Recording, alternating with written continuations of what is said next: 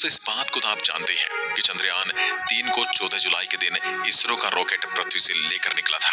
इस रॉकेट का काम इसे केवल पृथ्वी की कक्षा में पहुंचाना था। उसके बाद इस रॉकेट का मलबा नीचे गिर गया। 14 तारीख से लेकर अब तक पृथ्वी की कक्षा में ही राउंड चक्कर लगा रहा है। 15 जुलाई के दिन इसने पृथ्वी के चारों ओर पहला राउंड पूरा किया था।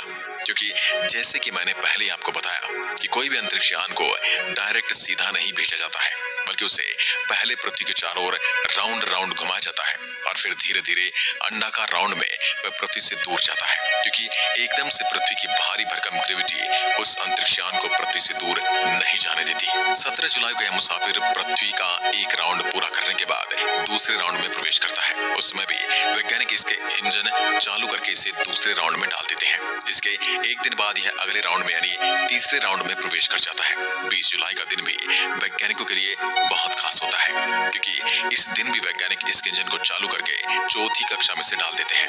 यहाँ तक यह मशीन वैज्ञानिकों के प्लान के मुताबिक बिल्कुल सही काम कर रही है। फिर 25 जुलाई के दिन ये पृथ्वी के 5वें राउंड में पहुंच जाता है। अब यह पृथ्वी का लास्ट राउंड था। 25 जुलाई के बाद वैज्ञानिकों का इंतजार था 1 अगस्त का। ये इंतजार भी खत्म हो गया। 14 तारीख से लेकर 31 जुलाई तक चंद्रयान 3 ने पृथ्वी के चारों ओर पूरे 5 राउंड कर लिए हैं। अब चंद्रयान बिल्कुल सही सलामत पृथ्वी के 5 राउंड पूरा करके तैयार हो गया था पृथ्वी की ग्रेविटी को छोड़ने के लिए। कोई भी अंतरिक्ष यान को पृथ्वी की भारी ग्रेविटी से निकलने के लिए इसके इंजन को चालू करना पड़ता है। फिर वैज्ञानिकों का इंतजार था 31 जुलाई और 1 अगस्त की मध्य रात्रि का।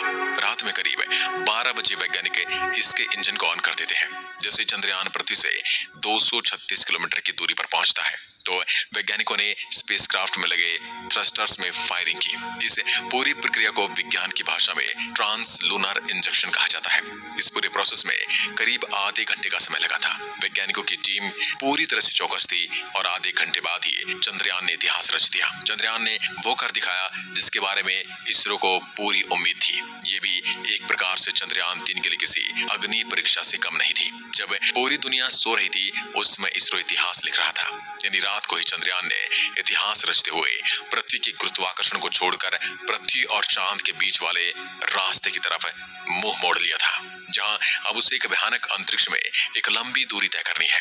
चांद तक पहुंचने के लिए आज अब चंद्रयान पृथ्वी और चंद्रमा के बीच के हाईवे के ऊपर चल रहा है। लेकिन दोस्तों यह पृथ्वी का गुरुत्वाकर्षण छोड़ता है उसमें इसकी स्पीड बहुत ज्यादा तेज रखनी पड़ती है। जब ये हमारी पृथ्वी के वातावरण से बाहर निकला था उस समय इसको 1 सेकंड के अंदर 11 किलोमीटर की स्पीड हासिल करनी पड़ती है। इतनी स्पीड हासिल करने के लिए इसरो वैज्ञानिकों ने बाहुबली रॉकेट का प्रयोग किया था। वह भारी भरकम रॉकेट बादलों को चीरता हुआ इसको पृथ्वी के ऑर्बिट में लेकर गया था। अभी हाल फिलहाल इसकी स्पीड की बात की जाए तो करीब 40,000 किलोमीटर प्रति घंटा है। अभी 5 से 6 दिन इसे सीधे एक स्टेट हाईवे की तरह सफर करना है। 6 दिन बाद फिर से वैज्ञानिक चंद्रयान 3 के इंजन को ऑन करेंगे, क्योंकि इस बार यह चांद के बिल्कुल नजदीक चला जाएगा, जहां पर वैज्ञानिक इसके इंजन को ऑन करके इसे चंद्रमा की कक्षा में धकेल देंगे। फिर जब चांद का गुरुत्वाकर्षण इसे पकड़ लेगा फिर यह वही प्रोसेस अपनाएगा जैसे इसने पृथ्वी के चारों ओर अपनाया था। ये चांद के चारों ओर अंडाकार राउंड काटते हुए धीरे धीरे नजदीक जाएगा। लेकिन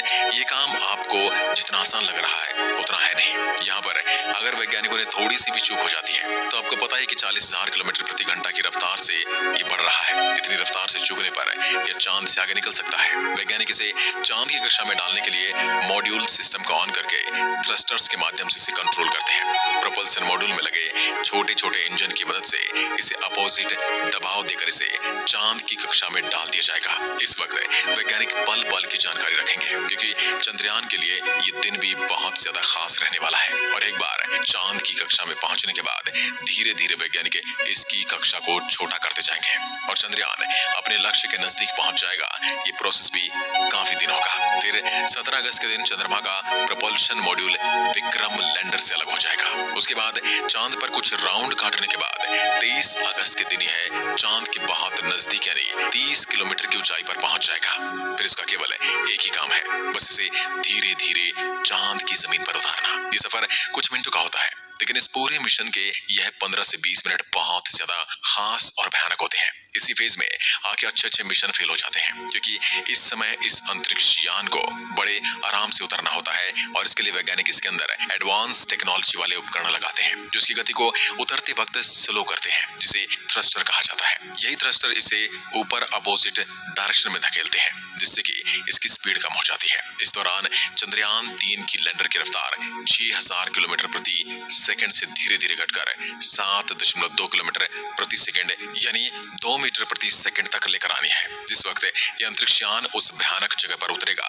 इस वक्त ये अपना खुद का दिमाग इस्तेमाल करने वाला है, यानी ये खुद की आर्टिफिशियल इंटेलिजेंस का इस्तेमाल करके ये डिसाइड करेगा कि उसे उस मुश्किल वक्त में कैसे फैसले लेने हैं। इसरो की इसी तकनीक की दुनिया दीवानी हो गई है। ये एडवांस तकनीक है, इसके अंदर लगे होने की वजह से वैज्ञानिकों को इतनी ज्यादा टेंशन नहीं है, क्योंकि यह रोबोटिक माइंड से मुश्किल परिस्थिति में बिल्कुल भी विचलित नहीं होने वाला। इसरो के वैज्ञानिकों ने तकनीक इसलिए लगाई क्योंकि वहां पर सेकंडों का खेल होता है। अगर उसे पृथ्वी पर बैठे कमांड देंगे तो कमांड को पहुंचने में टाइम लग जाता है। इतने टाइम में तो चंद्रयान के साथ कुछ भी हो सकता है, इसलिए जब यह चंद्रमा पर लैंडिंग करेगा तो खुद के बलबूते पर ही लैंडिंग करेगा, और एक बार से सही लैंडिंग कर गया तो इंडिया का नाम पूरी दुनिया में हो जाएगा। उतरने के बाद तो ये बिल्कुल भी देरी नहीं करेगा चांद के उस अंधेरी दुनिया के राज खोलने में। जब चांद के उन भयानक गड्ढों की पहली बार तस्वीर दुनिया के सामने आएगी तो पूरी दुनिया के वैज्ञानिक भी अचंभित रहने वाले हैं, क्योंकि करोड़ों साल से वह गड्ढे वीरान पड़े हैं।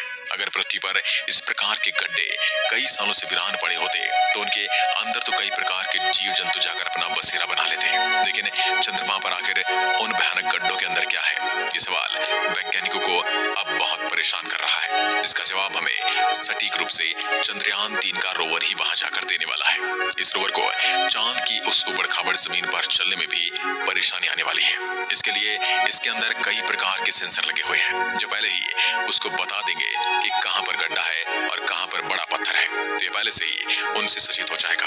हालांकि पहले से ही वैज्ञानिकों ने इसके लक्ष्य को सेट कर रखा है, यानी कि इसको वहां जाकर सबसे पहले किस बात के ऊपर रिसर्च करना है, और इस बार वैज्ञानिकों ने खासकर इसके अंदर एडवांस उपकरण लगाए ताकि किसी भी हालत में इसके साथ कोई अनहोनी घटना न घटे। वैज्ञानिकों ने 3-4 साल जी जान लगाकर मेहनत से इसे चांद पर भेजा है। किसी भी दूसरी दुनिया में अंतरिक्ष यान भेजना कोई आसान काम नहीं है। इसके लिए सैकड़ों वैज्ञानिकों की रात दिन की मेहनत पीछे लगी होती है, कई अथक प्रयास किए जाते हैं, उसकी सैकड़ों बार टेस्टिंग होती है, उसके बाद ही उसे दूसरी दुनिया में उतरने के लिए रवाना किया जाता है। दोस्तों, उम्मीद करते हैं कि चंद्रयान 3 जरूर चांद की जमीन पर उतर जाएगा और वहां की रहस्यमय दुनिया की जानकारी पहली बार हमारे पास आएगी। बाकी आप चंद्रयान 3 को लेकर क्या सोचते हैं, हमें कमेंट के माध्यम से जरूर बताएं।